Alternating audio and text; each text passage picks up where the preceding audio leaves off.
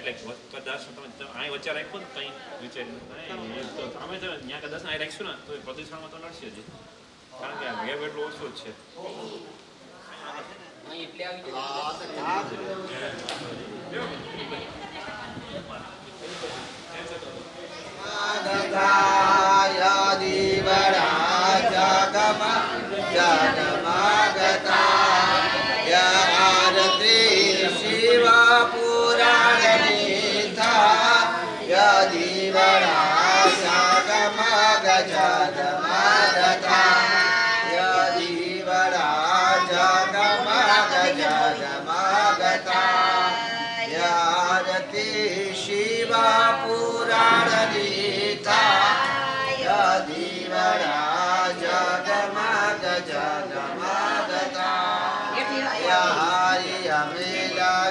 છીએ બાજોટી જોડ હારી અમે લાગ્યા છીએ બાજોટી જોડ પ્રભુ તમે આનંદ થાય દીવડા જગમગ જગ્યા છે ને વેદતા હારી અમે લાગ્યા છીએ ને વેદતા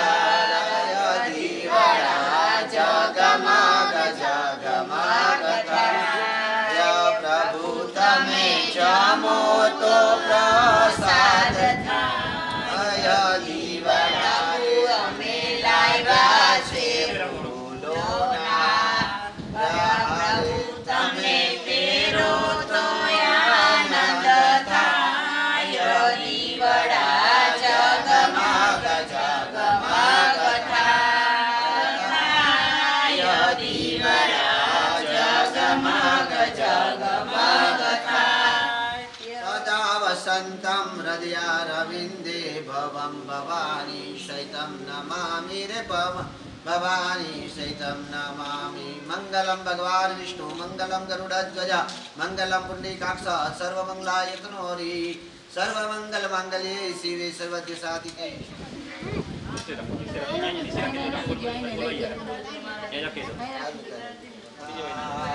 शिवजीना चरणे जे जाय फेरो नो सफल થઈ જાય જીના ચરણે જે જાય ફેરો નો સફલ થઈ જાય ઓમ નમઃ શિવાય ઓમ નમઃ શિવાય નમઃ શિવાય ઓમ નમઃ શિવાય નમઃ શિવાય ઓમ નમઃ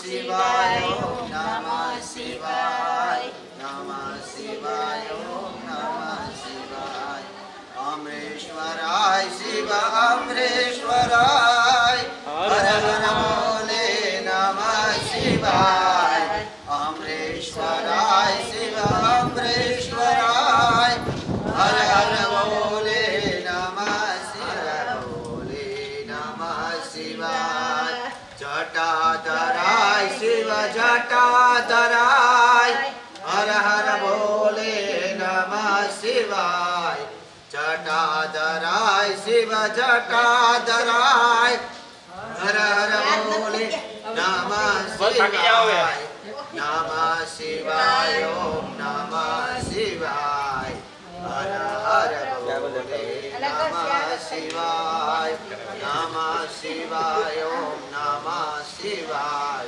हर हर बोले नमः शिवाय બોલો અમરેશ મહાદેવ भवानी मातानी जय पवन पुत्र हनुमानी जय श्री जमनावर दादानी जय रामदेव जी महाराजानी जय अपने अपने गुरु महाराजानी जय अपने अपने माता पितानी जय सनातन धर्मनी जय ओम नमः लेवा जाओ तो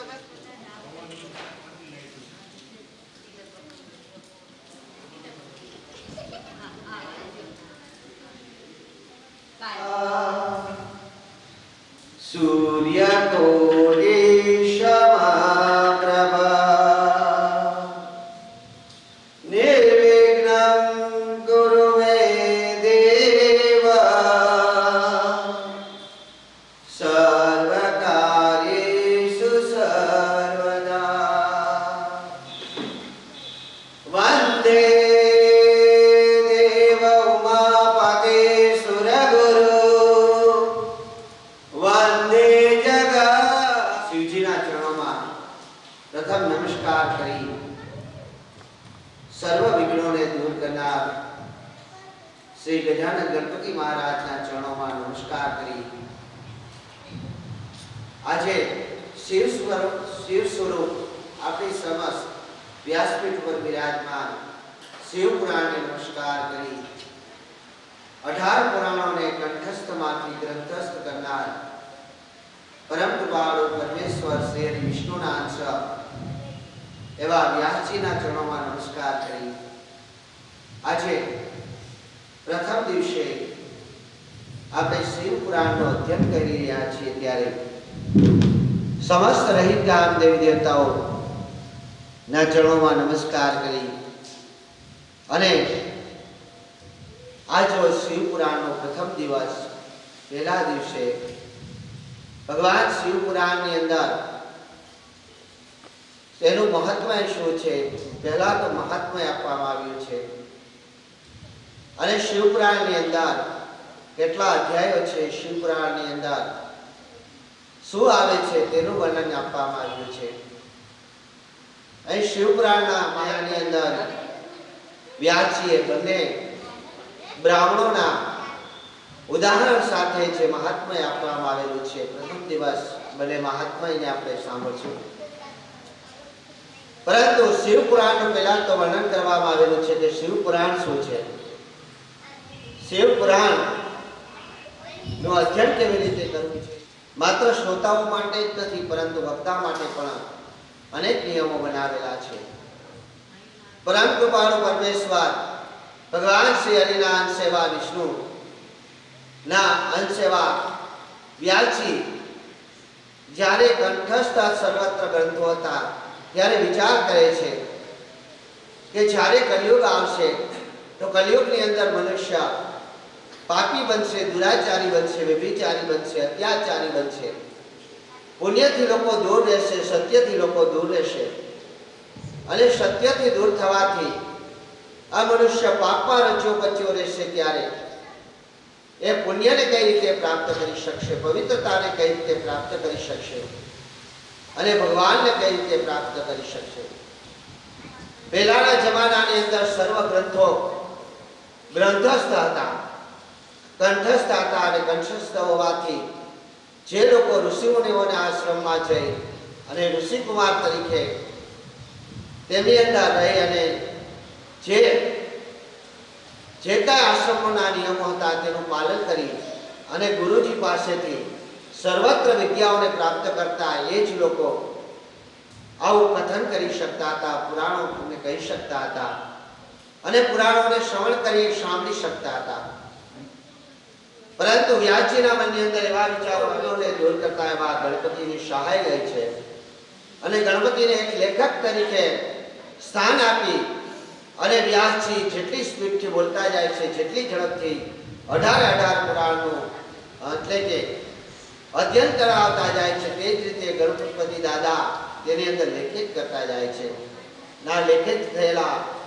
18 પુરાણોમાંથી એક પુરાણ એટલે કે શિવ પુરાણ आ शिव पुराण ने प्रथम तो व्यासजीए 1 लाख श्लोकों ની અંદર વર્ણવેલું હતું પરંતુ કલિયુગની અંદર મનુષ્ય 1 લાખ શ્લોકોનું પઠન કઈ રીતે કરશે આવો વિચાર કરી અને વ્યાસજીએ તેમની અંદર 24000 સંક્ષિપ્ત કરી દીધો અને 24000 શ્લોકોનું વર્ણન તેમાં કહ્યું આ 24000 શ્લોકોની અંદર સહસ્ત્ર અટલિક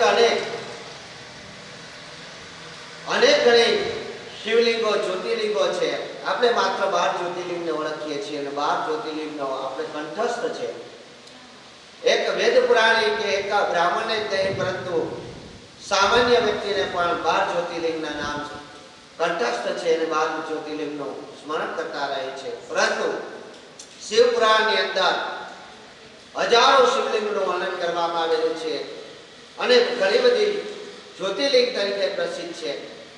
આ તમામ શિવલિંગનું વર્ણન કહેવામાં આવ્યું છે. મનુષ્ય કેવા કેવા પાપ કરે, કેવા કેવા પુણ્ય કરે, પાપમાંથી મુક્ત થવા માટે મનુષ્યએ શું કરવું જોઈએ?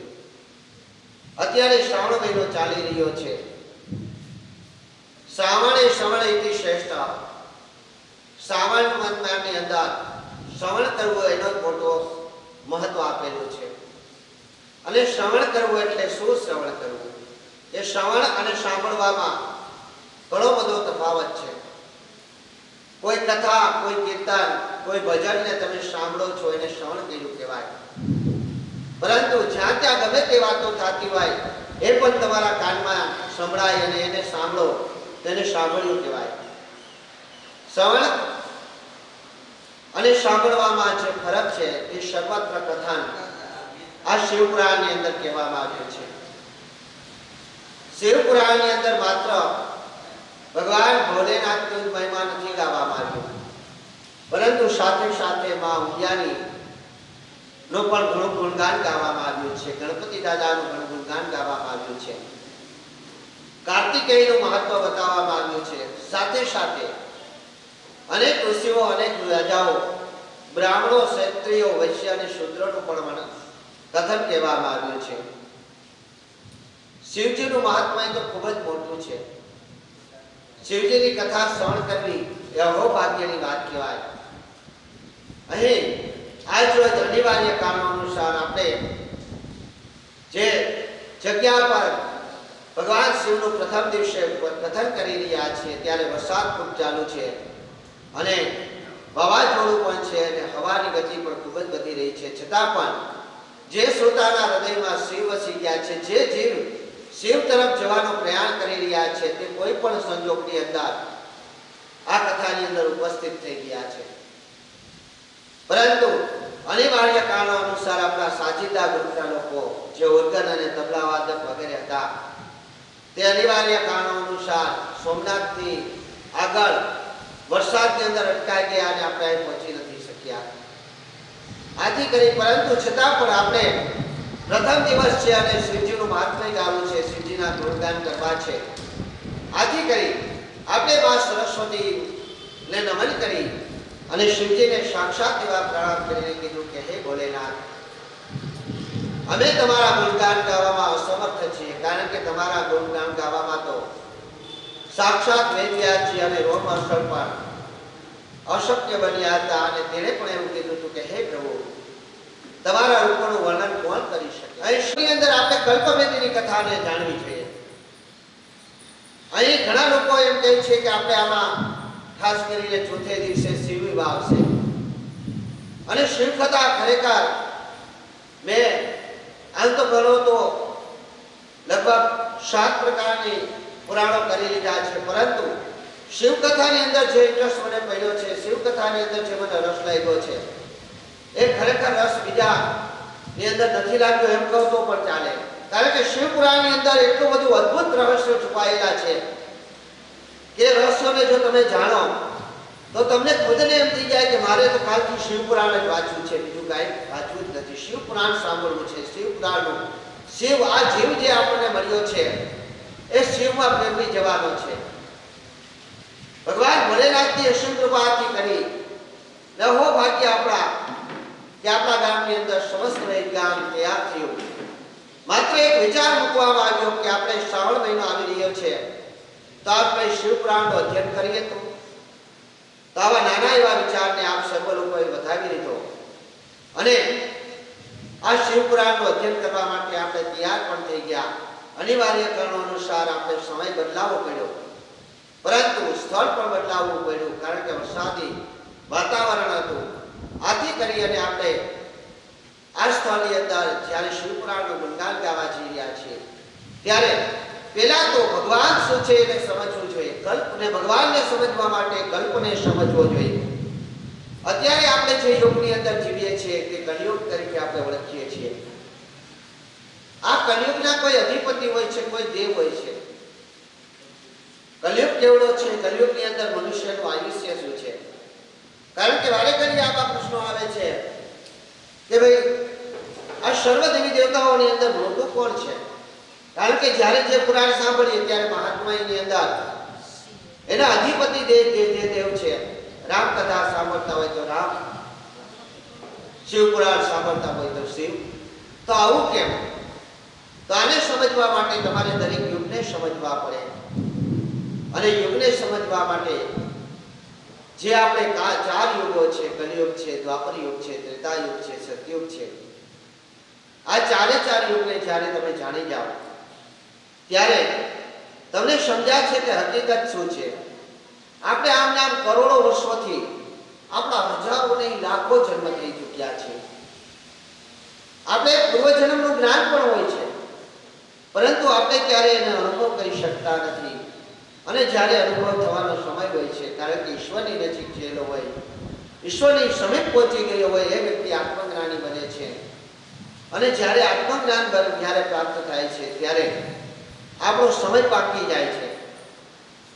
કોઈ જ એવા વહેલા પુરુષો હોય છે કે જેને આત્મજ્ઞાન થઈ ગયા પછી તે સાક્ષાત ઈશ્વરનું દર્શન કરી શકે છે, દેવીનું દર્શન કરી શકે છે.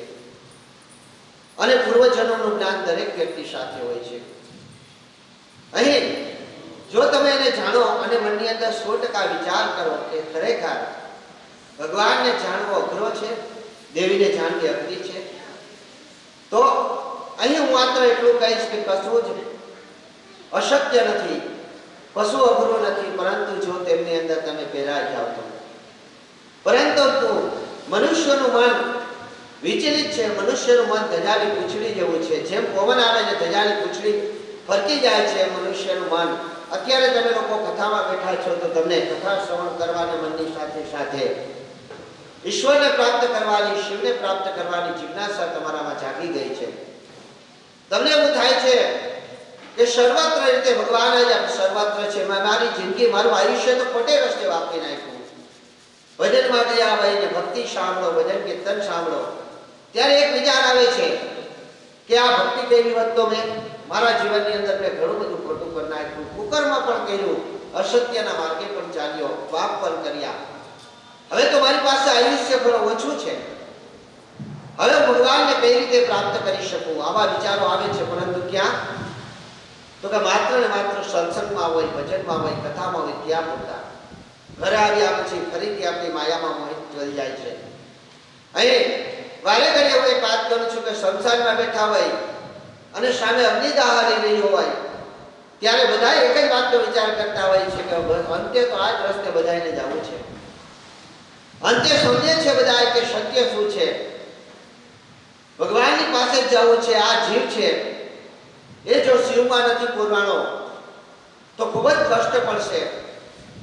અને કષ્ટની વાત પેલા મહાત્માની અંદર કહેવામાં આવી છે. નરકી યાતનાની વાત કહેવામાં આવી છે કે નરકી યાતના એટલે શું, પાપ એટલે શું. શિવ પુરાણનું જે મહાત્મય છે એની અંદર જે બ્રાહ્મણોની કથા છે, બ્રાહ્મણોની કથા ઘણા લોકો એવું પૂછે કે દાદા વારે ઘડીએ કોઈ પણ કથાની અંદર બ્રાહ્મણની કથા કેમ આવે છે?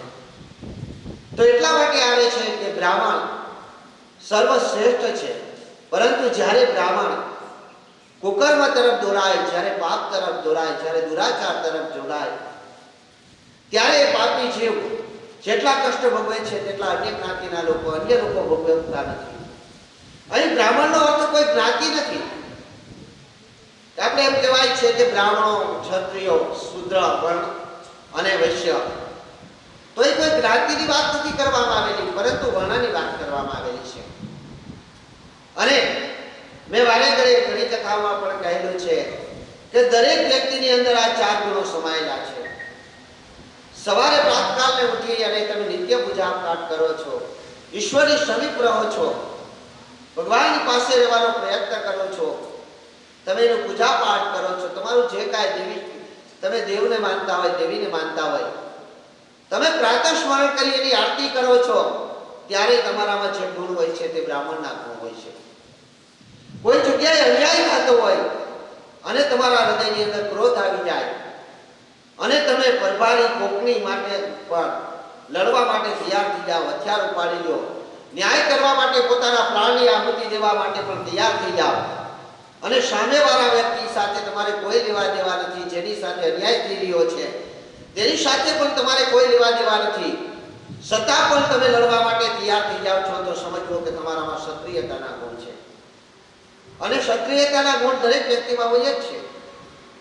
જેમ મેં કીધું કે સવારે ઉઠીને પૂજા પાઠ કરો ત્યારે બ્રાહ્મણના ગુણ હોય છે, એમ તમારા પરિવારની ઉપર જ્યારે કાંઈ પણ આફત આવે, તમારા પરિવારની અંદર કોઈ પણ ખોટું કરતું હોય ત્યારે તમારામાં જે ક્રોધ આવે છે, એ ક્રોધ તરફ તમારું મન ભેરાઈ જાય છે, ત્યારે તમારે સમજવાનું કે તમારામાં ક્ષત્રિયના ગુણ છે. તમારા પરિવારનો નિભાવ ખર્ચ કઈ રીતે કરવો, તમારા પરિવારનું આગળ સંચાલન કઈ રીતે કરવું, તમારે કમાવા માટે ક્યાં જવું, કઈ રીતે ખેતી કરવી, કઈ રીતે નોકરી કરવી, કઈ રીતે ધંધો કરવો, આવા વિચારો જ્યારે તમારામાં હોય છે તો સમજવું કે તમારામાં ક્ષત્રિયતા વૈશ્યતાના ગુણ છે. અને ખાસ કરીને બહેનોમાં સવારે ઉઠતા હોય પહેલા ગુણ શુદ્રતાના હોય છે. આપણે સવારે ઉઠી આપણે ઘરની સાફ સફાઈ કરીએ છીએ, આપણા પરિવારો માટે જે કાંઈ કામ કરીએ છીએ એની સેવા કરીએ છીએ, પોતાના બાળકોને સ્કૂલે જવા માટે તૈયાર કરીએ, રસોઈ કરીએ, નાસ્તા કરો છો તમે, ત્યારે એક સેવકના ગુણ જો તમારામાં હોય તો તમારે સમજવાનું કે તમારામાં ત્યાં શુદ્રતાના ગુણ છે.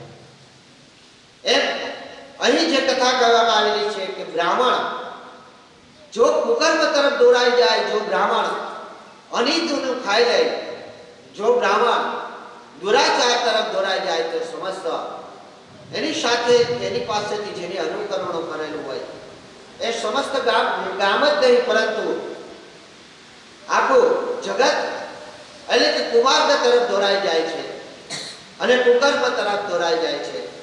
આથી જ કરી અને આની અંદર બંને કથાઓ બ્રાહ્મણની કહેવામાં આવી છે.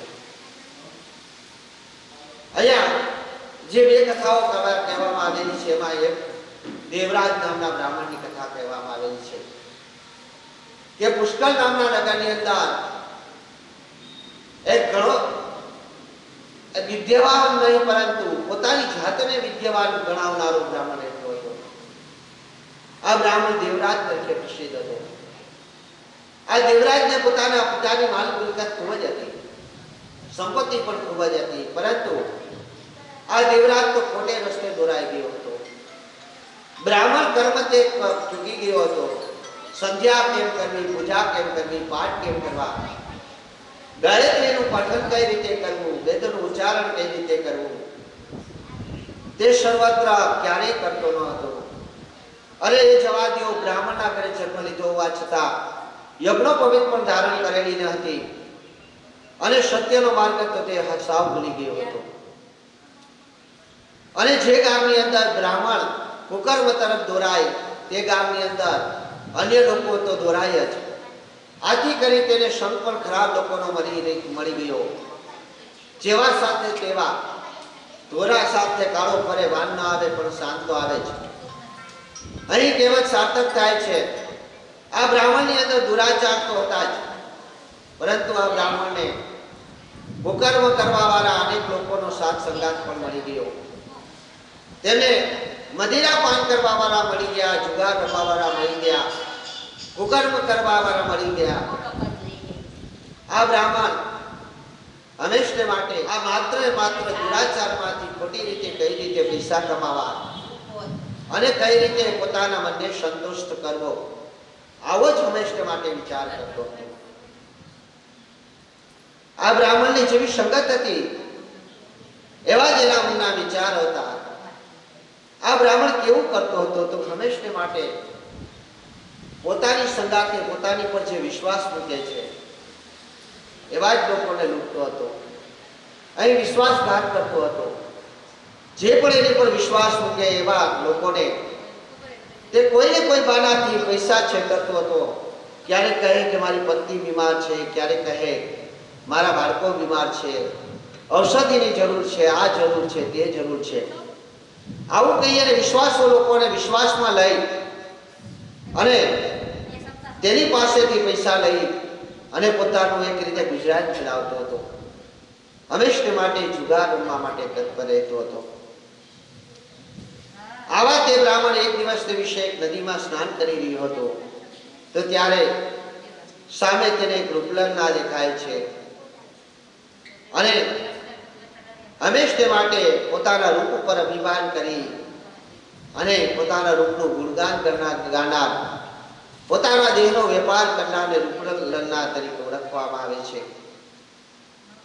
જે કુકર્મ તરફ દોરાયેલી સ્ત્રી છે તેના રૂપથી આ બ્રાહ્મણ મોહિત થાય છે અને બ્રાહ્મણ તેને પણ પોતાની વાતોમાં લલચાવી લે છે. પોતાની પાસે અઢળક સંપત્તિ છે ને જો તે તેમની સાથે પ્રેમ સંબંધ રાખશે તો તેને અનેક પ્રકારના સર્વત્ર સુખ અને સમૃદ્ધિ આપશે. આવી વાત કરી અને આ રૂપલંગનાને પોતાની સાથે લઈ અને પોતાના ઘરે આવે છે. એક ઘડીકાલે પોતાના ઘરે લાવી અને તેમની સાથે રહેવા લાગે છે. આ દેવરાજ નામના બ્રાહ્મણ, અહીં દેવરાજનો અર્થ ખોટો થયો છે. દેવરાજ નો અર્થ થાય છે દેવોમાં રાજા છે. યુવરાજનો અર્થ થાય છે યુવાનોમાં રાજા છે. ઇન્દ્રરાજનો અર્થ થાય જે ઇન્દ્રોમાં દેવોમાં જે સર્વત્ર દેવ છે તે ઇન્દ્રરાજ છે.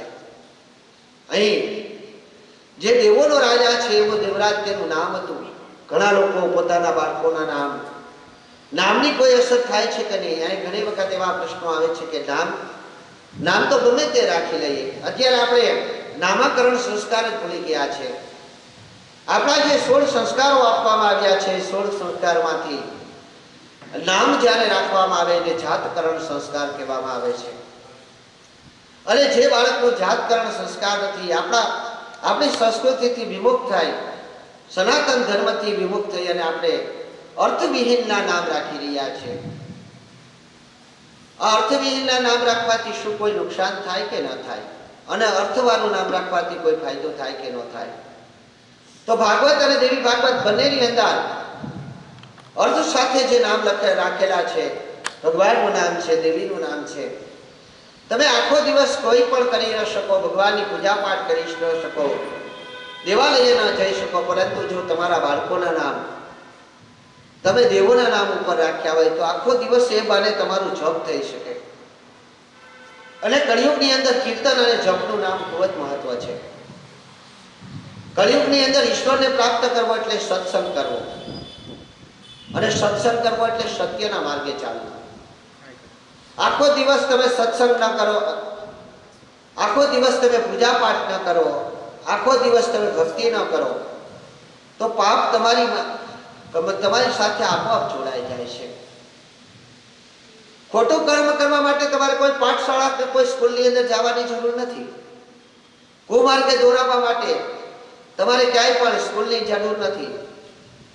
તમારે સારું શીખવું હશે તો સ્કૂલની જરૂર પડશે, તો શિક્ષકની જરૂર પડશે, તો ગુરુની જરૂર પડશે, તો બ્રાહ્મણની જરૂર પડશે. તમારે અસત્ય શીખવું હોય, તમારે મદિરા પાન કરવું હોય તો ગમે ત્યાં કોઈ દારૂની મહેફિલ લગાવીને બેઠા હોય ત્યાં જઈને જો ને 2 ઘૂંટડા મારી જાવ એટલે કાંઈ વાંધો નહીં આવે, તરત જ પી લેશો. તમે 7મ 8મનો તહેવાર ગયો અને વ્યાસપીઠ ઉપરથી આ બોલવું પડે કે આપણે જન્માષ્ટમી, કાલે આપણે જન્માષ્ટમી ઉજવી, ભગવાન શ્રી કૃષ્ણનો ખૂબ ધામધૂમથી જન્મ દિવસ ઉજવો. 5254 વર્ષ થયા ભગવાન શ્રી કૃષ્ણ સ્વધામ ગયા. 5254 વર્ષ થયા છતાં પણ કાલે એવો માહોલ આપણે ગામની અંદર બનાવી દીધો. આપણા જ ગામની અંદર નહીં, ભારતની અંદર જ નહીં, પરંતુ વિદેશોની અંદર પણ હવે તો આ અંગ્રેજો અને એ લોકો પણ હરે કૃષ્ણ હરે રામ થઈ ગયા, કરતા થઈ ગયા છે. અને આપણે લોકો આપણા સંસ્કૃતિથી વિમુખ થઈ રહ્યા છીએ. અને તો કે આવા તહેવારો હોય છે, ભગવાન શ્રી કૃષ્ણને વધામણા કરવાના હોય ત્યારે 4 રાત્રિ જે મહારાત્રિ ગણવામાં આવી,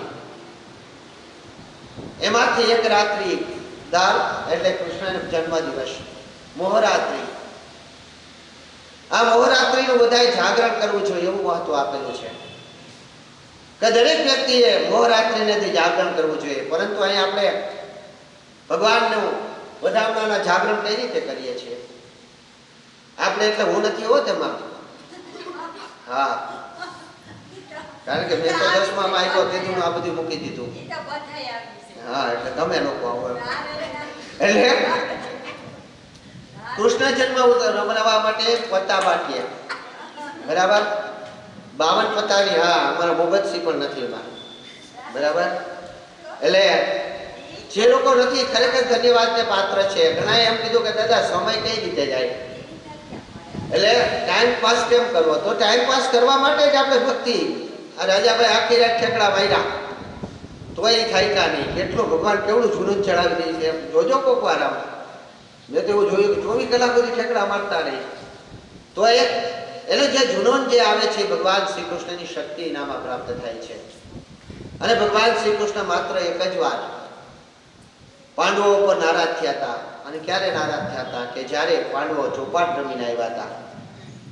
એટલે એ વાત એ આવે છે કે તમારે કુકર્મ જો કરવું હોય તો કુકર્મ તરફ, ખોટા રસ્તે ચાલવું હોય તો ખોટા રસ્તે દોરાવવામાં તમારે વાત નહીં આવે. તમારે એમાં કોઈ અભ્યાસ કરવાની જરૂર નથી, બરાબર. તમને 5 વખત એમ કહીશ કે શિવપુરાણમાં 7 સંહિતા આવે, શિવપુરાણમાં 24,000 શ્લોકો આવે, શિવપુરાણનું અધ્યયન એટલી વખત થયું, શિવના જન્મો એટલા થયા, આટલી જ્યોતિર્લિંગો છે. પરંતુ કાલે જો તમને પ્રશ્ન કરવામાં આવે કે ભાઈ શિવપુરાણની અંદર કેટલી સંહિતા આવે, તો કે બરોબર યાદ તો હતું દાદા પણ ભૂલાઈ ગયું, બરાબર. પણ એક જ વખત કોઈને એક પતું બતાવીને કહો કે આને રાણી કહેવાય, એટલે બીજી વખત એને બતાવો તો એ યાદ રહી જાય. એક જ વખત ખોટો માર્ગ તમે કોઈને બતાવો, અરે બતાવો પણ નથી પડતો, આપોઆપ મેળે આવી જાય છે. મેં વારે ઘડી એક ઉદાહરણ યજમાનોને આપું છું કે 9 કેરી સારી હોય એની સાથે એક ખરાબ કેરી મૂકી લીધો એટલે 9 બગાડી નાખશે. પરંતુ તે બધી કેરી ભેગી થાય અને 9 કેરી ભેગી થઈને એક કેરીને સારી ન કરી શકે. તો અહીં વાત પણ એવી છે કે દુરાચાર કરવામાં તમારે કોઈ નો અધ્યયન કરવાની જરૂર નથી. દુરાચાર તો તમારામાં વારે ઘડીએ વારે સમયે સામે બેઠો જ છે, તત્પર જ છે. ક્યારે જેમ ઓલો બિલાડીને જોઈને કૂતરો તળાપ મારે, કૂતરાને જોઈને દીપડો તળાપ મારે, ઉંદરને જોઈ અને બિલાડી તળાપ મારે, એવી જ રીતે આપણા સર્વત્ર આકાશ છે, તમારી મારી મધ્યની વચ્ચે. તમે ક્યારેય નોંધ જ નથી કરી કે આ મારો જે અવાજ છે, હું જે બોલું છું તે તમને લોકોને સંભળાય છે. પરંતુ સંભળાય છે શા કારણે? તમે કહો તમારો અવાજ છે એટલે સંભળાય છે. દરેકના મનની અંદર આવું છે કે અવાજ છે એટલે સંભળાય છે, પરંતુ ના, આપણી વચ્ચે જે આકાશ છે, આકાશના માધ્યમથી તમારા શ્રવણેન્દ્રિયો સુધી જાય છે અને તે સંભળાય છે. અહીંયા કોઈ પણ વાત, જો એક વાત પહેલું કહી દો, પહેલા દિવસે ત્યાં શિવપુરાણનું અધ્યયન કરવા માટે આ કાંઈ ચોપડી ખોલાતી નથી અને વંચાતું નથી. કોઈ પણ કથા હોય, કોઈ પણ કથાકાર હોય, એ કાંઈ જોઈ નહીં, વાંચે નહીં. અને જો વાંચે તો એની કથામાં તમને શ્રોતાઓને મજા જ ન આવે. આમ વાંચતા હોય કે શિવજી એકવાર આમ કીધું, રામજી આમ કીધું, તો તમને મજા આવે?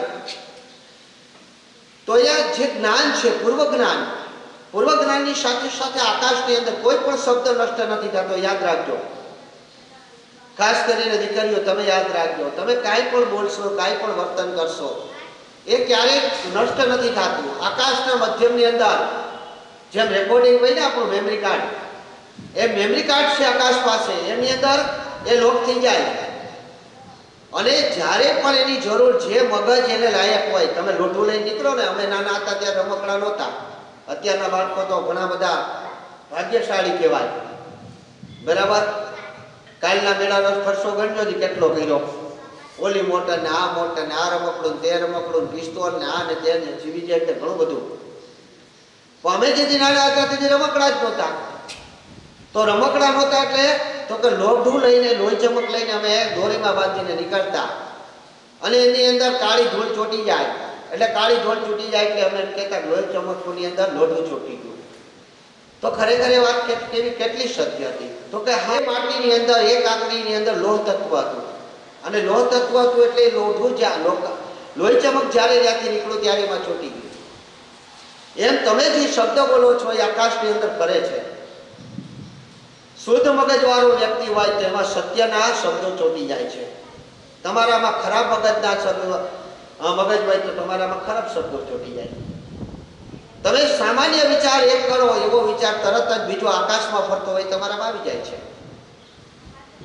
આપણે ઘણી વખત દુરાચાર કરતા વ્યક્તિઓને જોઈ, ઓહો આ તો જો, એના કેટલા બધા દુરાચારો છે, તમામ પ્રકારની મર્યાદા તે વટી ગયો છે. આ પૃથ્વી પર એવું કયું પાપ છે કે એને નથી કર્યું?